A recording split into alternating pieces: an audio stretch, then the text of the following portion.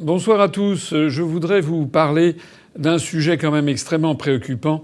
C'est le deux poids, deux mesures de plus en plus flamboyant, invraisemblable, ahurissant des institutions européennes, en particulier de la Commission européenne, vis-à-vis de ce qui se passe dans l'Union européenne en fonction des situations.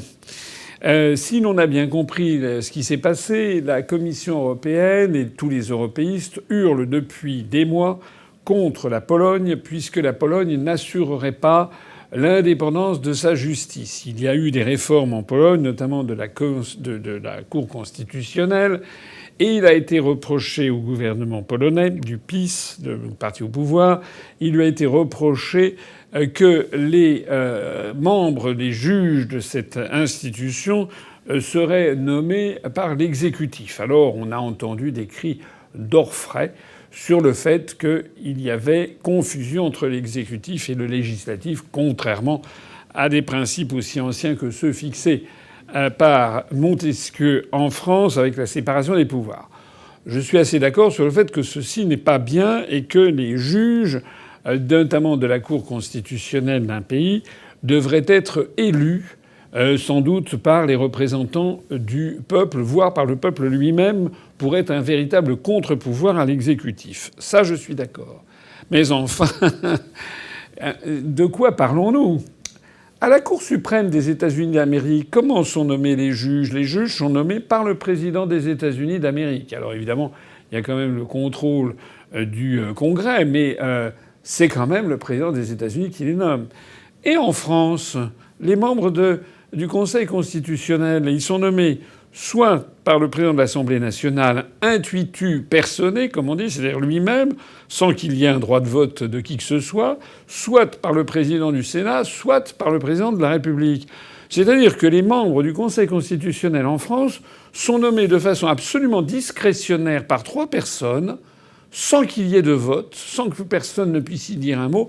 Et évidemment, on y nomme des gens que l'on veut récompenser. C'est comme ça d'ailleurs que M. Laurent Fabius est le président du Conseil constitutionnel en France, ce qui fait quand même jaser beaucoup de monde. Il n'est pas d'ailleurs la seule personnalité contestable dans cette instance. Alors, quand on a des institutions comme ça, on évite quand même de donner des leçons de morale à la Pologne.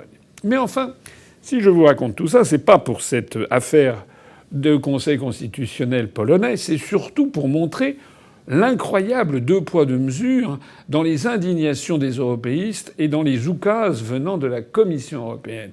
Puisque l'on a appris au cours des tout derniers jours, eh bien d'une part, qu'en Lettonie, la Lettonie c'est un des pays baltes qui se trouve coincé entre l'Estonie qui est au nord et la Lituanie qui est au sud, la Lettonie est au centre, capitale Riga.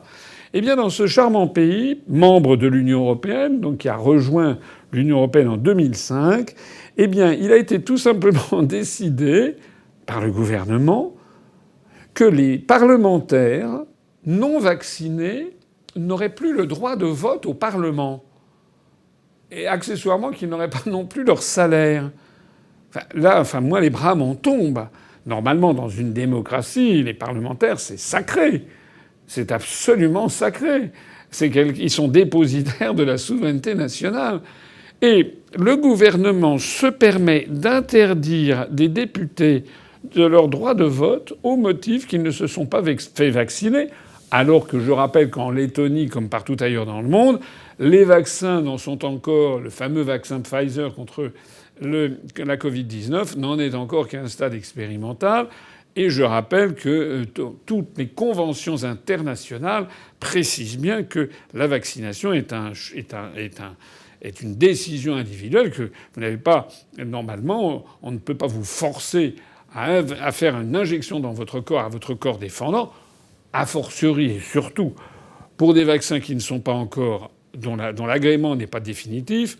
A fortiori et surtout pour des vaccins dont, semble-t-il, le pouvoir protecteur diminue beaucoup plus rapidement que prévu, avec des vaccins dont, semble-t-il, les effets nocifs se développent et sont finalement beaucoup plus importants qu'on ne le pensait. On nous avait expliqué que c'était rien du tout. Maintenant, on commence à avoir des effets nocifs de plus en plus nombreux et avérés. Et enfin, avec des vaccins dont qui, semble-t-il, mettent en cause l'immunité naturelle, en tout cas si l'on en croit ce qui se passe en ce moment dans la Flandre occidentale en Belgique, ou bien dans un comté en Irlande, où le comté le plus vacciné d'Irlande, la Flandre occidentale, qui est la région la plus vaccinée de Belgique, sont des zones où il y a une flambée actuellement de contamination, beaucoup plus que dans le reste des deux pays concernés.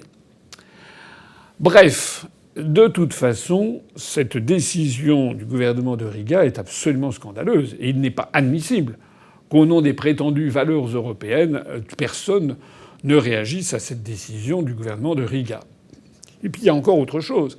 C'est la décision qui vient d'être prise par les autorités de Vienne, en Autriche, le gouvernement très conservateur autrichien, avec le chancelier qui a succédé à M. Sebastian Kurz il y a quelques semaines.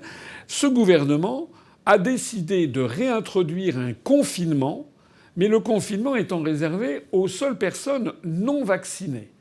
Ce qui est quand même tout à fait scandaleux, puisqu'on sait que les personnes vaccinées peuvent être porteuses du virus, qu'elles peuvent tomber malades. Bon, certes, il semble qu'elles échappent aux formes les plus graves, du moins c'est ce que l'on nous dit. Il semble que ce soit pour l'instant avéré, mais elles peuvent quand même être malades et transmettre ce virus à des gens qui ne le sont pas. En vertu de quoi peut-on se lancer dans une véritable ségrégation sociale ? Là, on est en train de basculer vraiment dans un autre univers. C'est plus l'Europe des Lumières.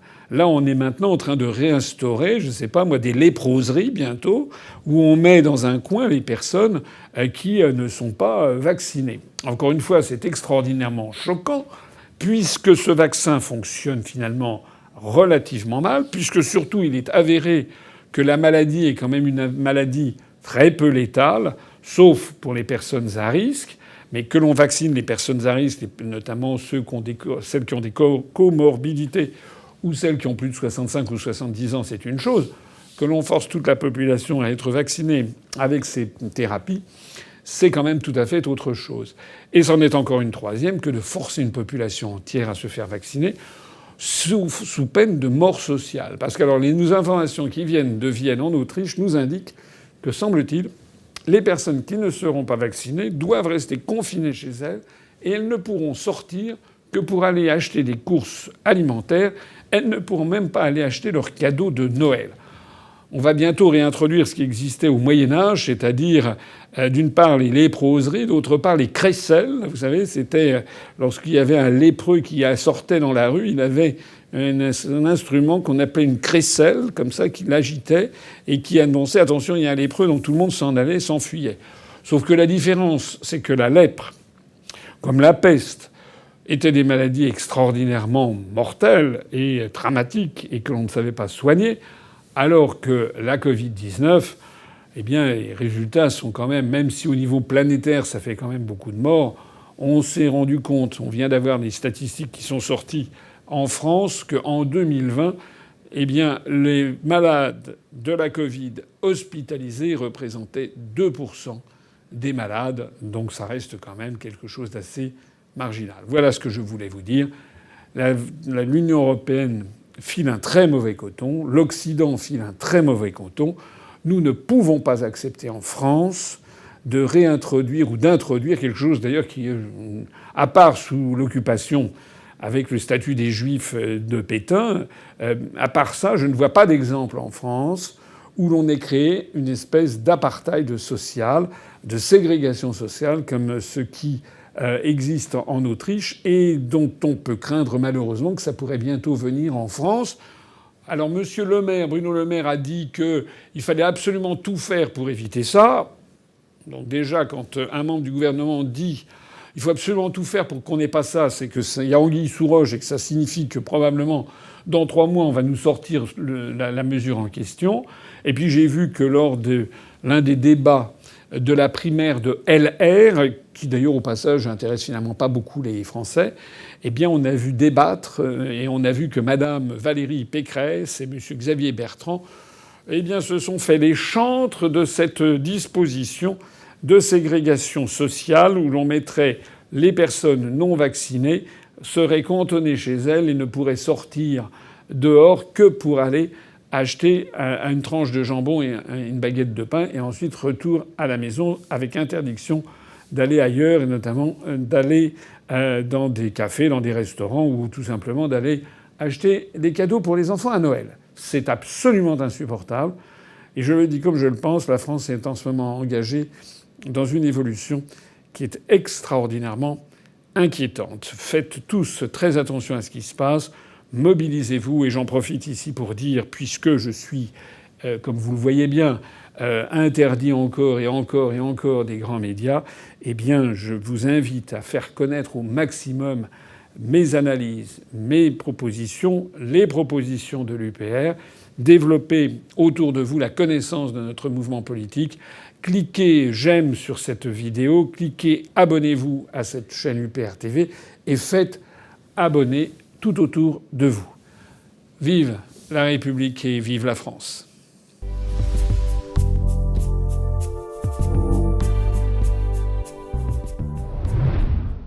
Bon, vous avez compris, Asselineau 2022, c'est parti. C'est le moment de se mobiliser plus que jamais. Pour les parrainages, on en a beaucoup de promesses, il faut en avoir encore plus. Et aussi pour le nerf de la guerre, c'est-à-dire le financement de la campagne. Vous savez que nous avons 0 € d'endettement. Nous comptons rester avec 0 € d'endettement. Donc il vous appartient de participer. On a besoin d'argent, je le dis carrément comme tout le monde. On a besoin d'argent pour financer l'élection présidentielle et pour financer les élections législatives. Voilà, on a mis un compteur, maintenant c'est à vous de jouer. Vous savez que vos sommes sont déductibles à 2/3 de l'impôt sur le revenu que vous acquittez si vous en payez un. Merci d'y songer, il s'agit de la France. À bientôt.